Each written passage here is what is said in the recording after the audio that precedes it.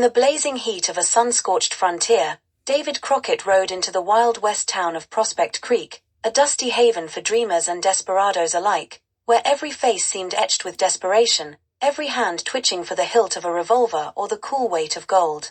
Prospect Creek wasn't just a town, it was a boiling pot of intrigue, seething with ambitions and betrayals, a perfect place for a legendary frontiersman like Crockett to carve his mark or meet his doom. The town had grown like a stubborn weed along the Colorado River, a place where gold fever had bitten deep, drawing men like vultures to a carcass, yet the glint of riches only masked the darkness of greed, deceit, and bloodshed lurking beneath. Crockett, famed for his exploits and unyielding sense of justice, found himself drawn to the town not by the lure of gold but by whispers of a sinister plot, a cabal of traitorous politicians scheming to betray the Republic itself, using Prospect Creek as a pawn in their shadowy game.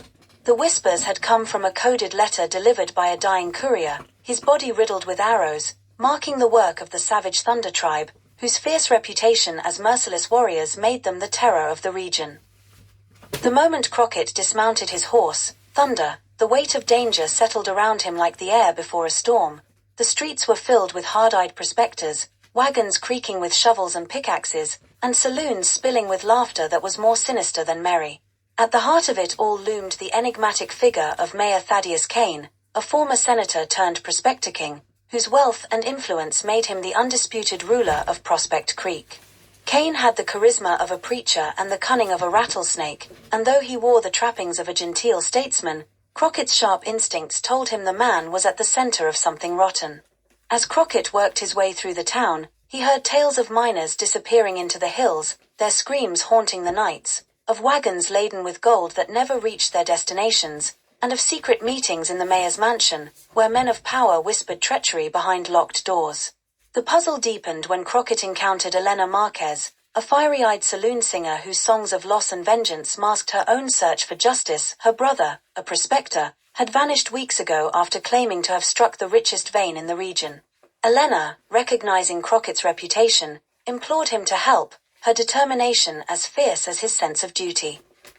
As Crockett began piecing together the threads of deceit, the savage Thunder tribe struck again, their war cries echoing through the canyon as they attacked a convoy of wagons loaded with gold. Crockett, caught in the melee, witnessed their brutal efficiency and their strange unwillingness to kill miners. Only the guards employed by Kane met their deaths. Surviving the ambush with Elena's help, Crockett captured one of the braves, only to uncover a startling truth. The savage Thunder were not savages at all but defenders of their sacred lands, where Kane and his cronies had been mining illegally, desecrating tribal burial grounds in their insatiable hunger for wealth. The brave, a young warrior named Grey Hawk, revealed that the tribe had tried to negotiate, only to be met with lies and massacres orchestrated by Kane's enforcers. Crockett, his sense of justice ignited, vowed to stop Kane, but the stakes were higher than he imagined. Grey Hawk also revealed that Kane's conspiracy reached far beyond gold. The mayor and his political allies in Washington were plotting to sell out the Western territories to a foreign power, using the gold to finance their treason. The revelation propelled Crockett into a whirlwind of danger and deception. With Elena and Grey Hawk as his reluctant allies, he infiltrated Kane's mansion, navigating a labyrinth of secret tunnels where he discovered maps, ledgers, and letters confirming the treasonous scheme.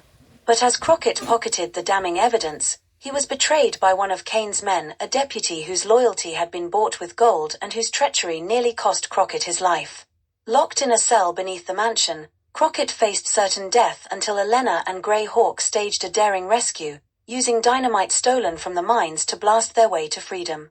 Their escape triggered a manhunt, with Kane unleashing his private army of mercenaries to hunt them through the treacherous Badlands. As the trio evaded their pursuers, Crockett devised a plan to turn the tables. They would expose Kane's treachery to the miners and the townsfolk, rallying them against the corrupt mayor and his cronies. The climax unfolded during the annual Prospect Creek Festival, a garish celebration of wealth and excess where Kane planned to unveil a massive gold nugget as a symbol of his power. Crockett, Elena, and Grey Hawk infiltrated the event, their presence igniting a powder keg of tension among the townsfolk already simmering with discontent. Crockett's impassioned speech, backed by the evidence he had risked his life to obtain, lit the spark of rebellion. The miners, armed with shovels, pickaxes, and raw fury, turned against Kane's mercenaries, a chaotic battle erupting in the heart of the town. In the chaos, Kane fled to the mines, intending to escape with his hoard of stolen gold, but Crockett pursued him into the labyrinthine tunnels.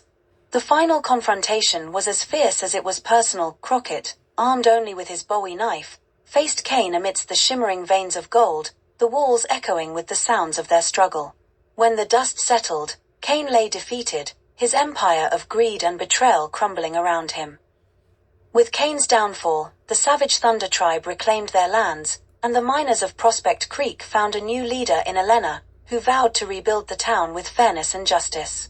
Crockett, ever the wanderer, refused to linger, his job done, though not without leaving behind a legacy of hope in a place that had once been a crucible of despair.